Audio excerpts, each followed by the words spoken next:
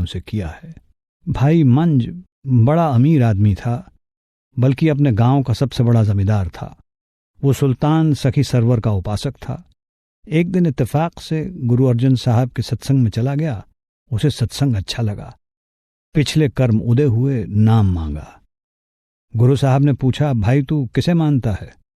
उसने जवाब दिया, जी मैं सखी सरवर को मानता हूं। तब गुरु साहब ने कहा, अच्छा, तेरे घर में जो पीर खाना है उसको गिरा कर आ, तब नाम दूंगा। भाई मंज घर गया और पीर खाने की ईंट ईंट बिखेर दी।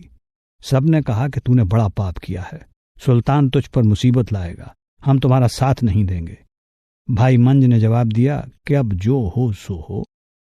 जब पीर खाना गिराकर गया तो गुरु साहब ने अधिकारी देखकर नाम दे दिया और साथ ही उसकी परीक्षा भी लेने लगे। कभी उसके घोड़े मर गए, कभी बैल मर गए, कभी कुछ मर गया, कभी कुछ नुकसान हो गया, और फिर चोरों ने उसका बहुत सा सामान चोरी कर लिया। लोगों ने कहा, देखा, सखी सरवर का पीर खाना गिराया, उसकी सजा है, अब फिर पीर खाना बना लो। मंज बोला, कुछ परवाह नहीं। वो गरीब हो गया, कर्जदार भी हो गया। कर्ज देने वालों ने कहा कि या तो कर्ज चुका या गांव छोड़ दे। लोगों ने कहा कि फिर से सुल्तान का पीर खाना बना ले, सब कुछ ठीक हो जाएगा। लेकिन भाई मंज अपने निश्चय पर दृढ़ रहा और गांव छोड़कर बाहर रहने लगा। एक बेटी, एक खुद और एक स्त्री। अब जमींदारों को और काम भी नहीं आता। बेचारा बाहर से घास लाता, उसे बेचकर पैसे कमाता और गुजारा करता। जब कुछ दिन बीत गए तो गुरु साहब ने अपने एक शिष्य को भाई मंज के नाम एक चिट्ठी देकर भेजा और कहा कि इस चिट्ठी की भेंट 20 रुपए है। अगर मंज रुपए दे दे तो चिट्ठी दे देना। चिट्ठी दिखाई और गुरु साहब का हुक्म सुनाया। भाई मंज बड़ा खुश हुआ, लेकिन पास कुछ नहीं था। औरत से सलाह की। औरतों के हाथ, कान, नाक में कुछ जेवर होता है।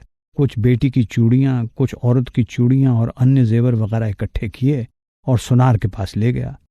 उसने कहा कि 20 रुपए का माल है। भाई मंज ने कहा कि मुझे 20 रुपए दे दो। सुनार से 20 रुपए लेकर शिष्य को दे दिए और चिट्ठी ले ली। चिट्ठी को कभी माथे पर रखता है, कभी आंखों से लगाता है, कभी चूमता है, कभी छाती से लगाता है।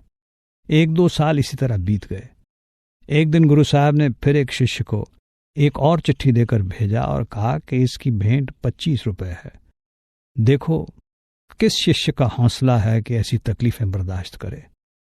अब मंज सोचने लगा कि 25 रुपए कहां से लाऊं, पास कुछ था नहीं। किसी समय भाई मंज के गांव का चौधरी उसकी बेटी का रिश्ता मांगता था, लेकिन भाई मंज ने मना कर दिया था कि यह रिश्ता मेरे मुकाबले का नहीं। अब मंज ने सोचा कि उससे मिलना चाहिए। भाई मंज की स्त्री चौधरानी के पास गई और कहा कि अच्छा, ये रिश्ता हम ले लेंगे, लेकिन अभी हमको 25 रुपए की जरूरत है, वो दे दो। चौधरानी ने रुपए दे दिए और वो लेकर आ गई। शिष्य को रुपए देकर चिट्ठी ली और पहले की तरह उस चिट्ठी से प्यार किया। गुरु साहब को अभी और परीक्षा लेनी थी। एक शिष्य के हाथ संदेश भेजा कि भाई मंज दरबार में आ जाए। भाई मंज सब कुछ छोड़कर परिवार को साथ लेकर दरबार में आ गया। लंगर के बर्तन साफ करना, लंगर के लिए लकड़ियां लाना उनका रोज का काम था। कुछ दिन के बाद गुरु साहब ने पूछा, भाई मंज रोटी कहाँ से खाता है? शिष्यों ने कहा कि सारी संगत लंगर में खाती है, वो भी वहीं से खाता है। तब गुरु साहब ने कहा, ये तो मजदूरी हो गई, सेवा तो न रही।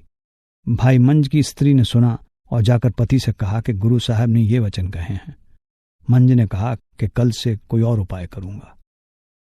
अब वो आधी रात को जंगल में जाता, लकड़ियां काट कर लाता और बाजार में बेचकर उससे गुजारा करता। बाकी वक्त वो और उसका परिवार लंगर में सेवा करता। कैसा सख्त इम्तिहान है। एक दिन भाई मंज जंगल में गया कि आंधी आ गई। लकड़ियों का बोझ उठाता, लेकिन आंधी उठाकर फेंक देती। आखिर बड़ी मुश्किल से लकड़ियां उठाकर आ रहा था कि हवा का तेज झोंका आया और वो लकड़ियों समेत एक कुएं में जा गिरा। अब गुरु बेखबर नहीं होता।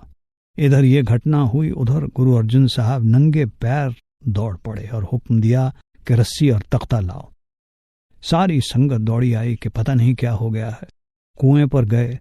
गुरु साहब ने एक शिष्य से कहा कि भाई मंज को आवाज दो कि लकड़ियां फेंक दे और आप तख्ता पकड़ ले, हम उसे ऊपर खींच लेंगे।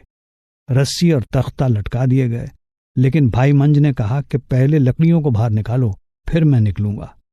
शिष्यों ने कहा कि देख तेरे साथ क्या हुआ है, छोड़ दे गुरु को और निकल आ बाहर। भाई मंज ने कहा, गुरु साहब को कुछ ना कहो, इससे मेरा मन दुखी होता है। पहले लकड़ियां निकालो, क्योंकि गुरु के लंगर के लिए हैं, यदि भीग गई तो जलेंगी नहीं। वैसे ही किया गया, पहले लकड़ियां और फिर आप निकला। इसका नाम है शरण।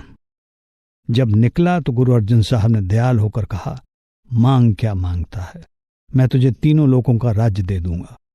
उसने कहा, हे सतगुरु, मुझे तो सिर्फ तू ही चाहिए। ये सुनकर गुरु साहब ने भाई मंज को छाती से लगा लिया और वर दे दिया, मंज प्यारा गुरु को, गुर मंज प्यारा, मंज गुरु का बोह था, जग लंगन हारा। गुरु साहब ने कहा कि जिसको तू नाम देगा वो सीधा संसार सागर से पार हो जाएगा। ये है शरण का फल, लेकिन शरण लेना कठिन है।